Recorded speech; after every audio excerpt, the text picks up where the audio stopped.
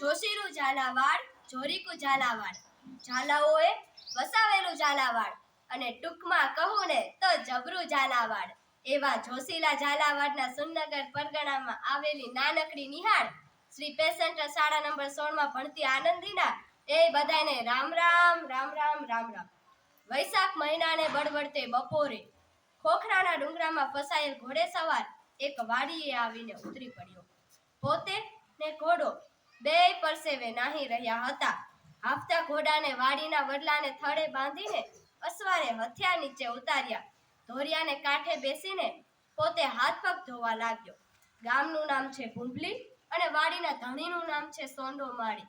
સોંડો માળી cos હાંકતો હતો. કંગાલ બે બળદ કોસ ખેંચી રહ્યા હતા. કાગડાએ ઠોલીને લોહી લુહાણ કરી નાખેલ કાંધ, સોંડાએ ઉમેડીને તોડી નાખેલ પૂંછડા, બેસુમાર બગાવો, અને તમે આમ જુઓ ને તો લોહી માંસ વિનાના શરીરના બે હાડપિંજર હોય ને એવા બે બળદો છે. 101 કાણાવાળો એક કોસ છે.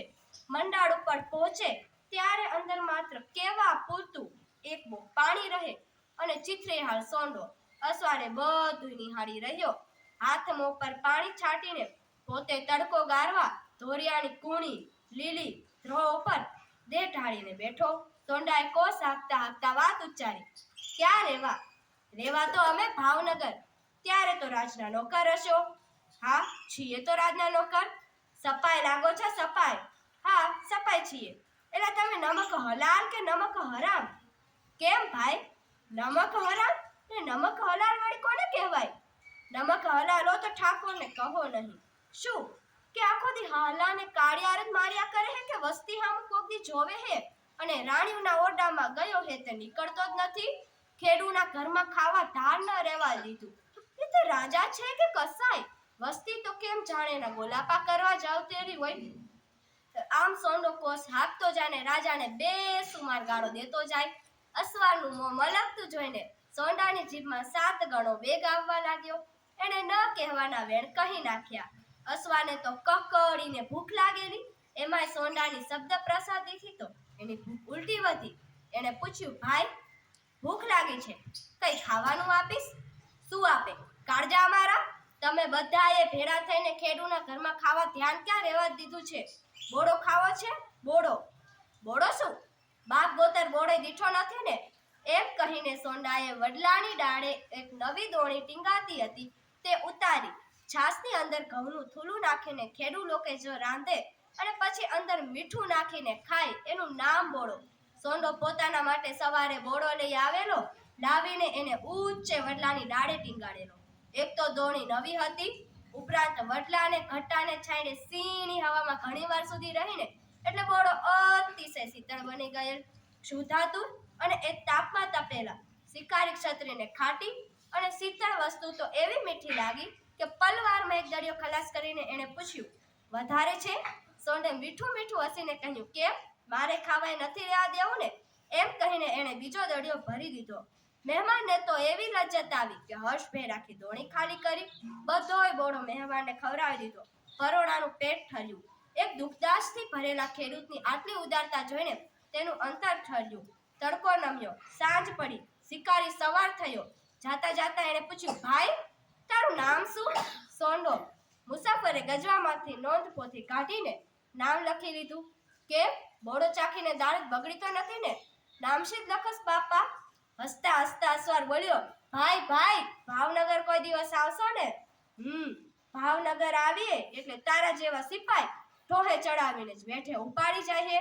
તે તો વળી બોડો ખાધો ને નામે લખ્યું એટલે ઓળખીતાને 2 ઠોહા વધુ લગાય. ખરું ને?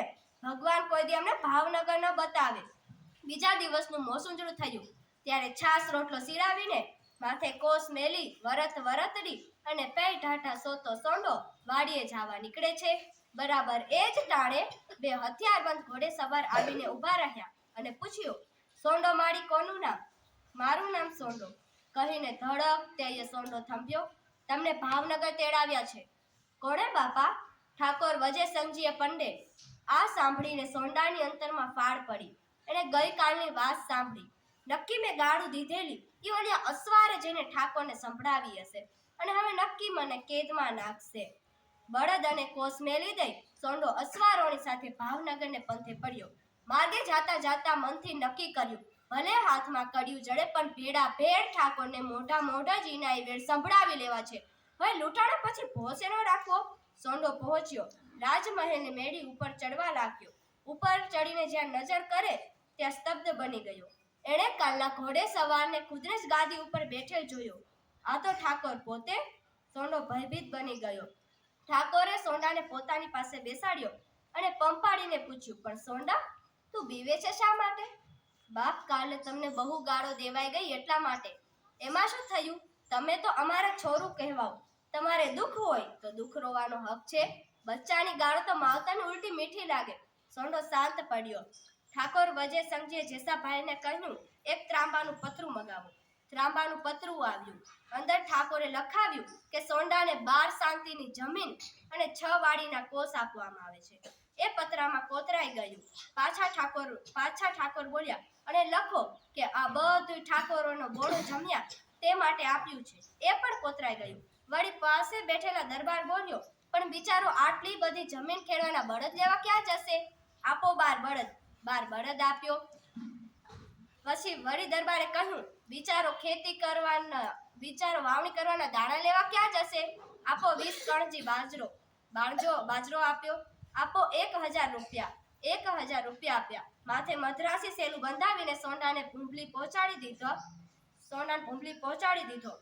સોંડાના પરિવાર પાસે અત્યારે એ લેખ મોજૂદ છે અને સોંડાના પૌત્ર આબા સ્થિતિમાં છે. આ વાર્તા અમે સૌરાષ્ટ્રની રસધાર પુસ્તકમાંથી લીધી છે, જેના લેખક આપણા ઝવેરચંદ